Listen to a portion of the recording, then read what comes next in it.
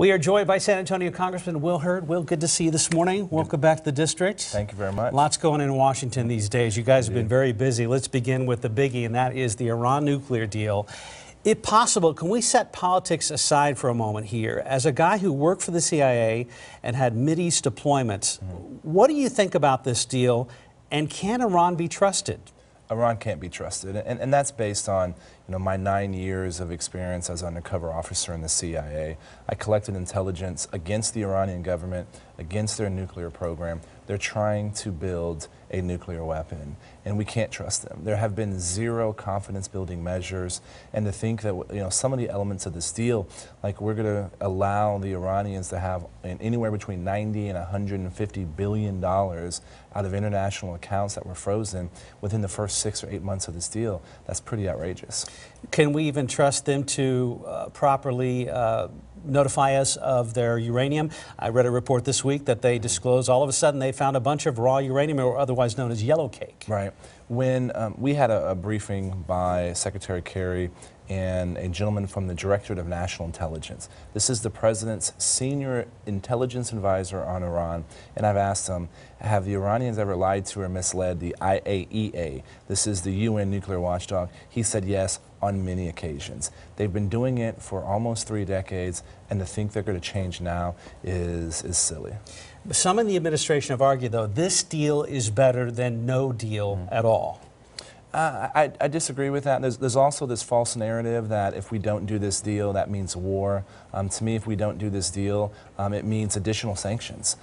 We should have something like real anytime, anywhere investigation of their nuclear sites.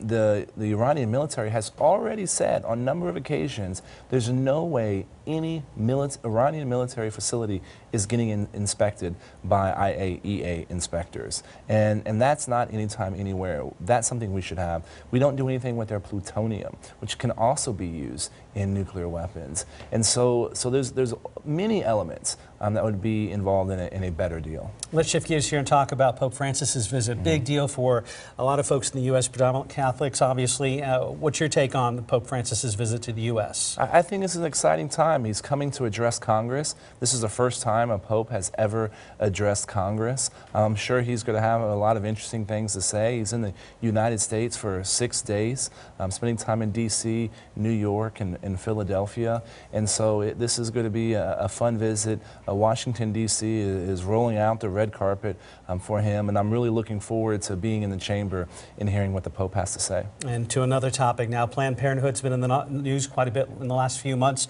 Your take on taxpayer funding for abortions? Yeah, I'm against taxpayer funding for abortions. There's a lot of other groups that are doing great things when it comes to women's health. There's community health clinics all over the 23rd District, all over Texas, and they're doing some amazing things, and they would love to have some of that additional money to continue doing the work that women need. Talk about your event back here in San Antonio, the Hiring Heroes event back here in the district. Sure.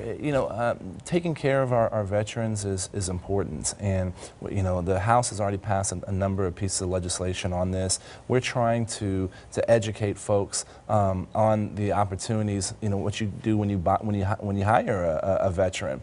And we're also making sure that when people are in the military, they have the right credentials, so when they leave the military, they can go immediately into a private sector job doing something similar. So it's an exciting time. San Antonio's military city, USA, and we need to be doing everything we can to make sure we're taking care of our veterans. And I just got to ask you, Will, since you're here, you're on the Hill every single day, got to ask you about, we're on the eve of the next GOP presidential debate. What's your take on this crowded field of candidates, in particular the frontrunner, Donald Trump? Donald Trump, if I monitored everything Donald Trump said, that would be my full-time job. It's very crowded. We have 7 months until the first primary. We've already seen Governor Perry have to bow out. I think you're going to see the field narrow. We have another debate in the next couple of days. So people need to be able to get their message out. There's going to probably be a lot more fireworks over the next few months. But what's interesting is the Republican Republican primary in Texas for president is going to matter. This will be the first time in a while where Texans are going to be able to have an influence on who the Republican nominee for president is going to be. So we're going to be seeing a lot of ads and a lot of mailers in the next couple of months. This is just the beginning, isn't it? Indeed. Will, good to see you. Welcome back home to the district, and Thank you very much. We'll see you back in Washington. Absolutely.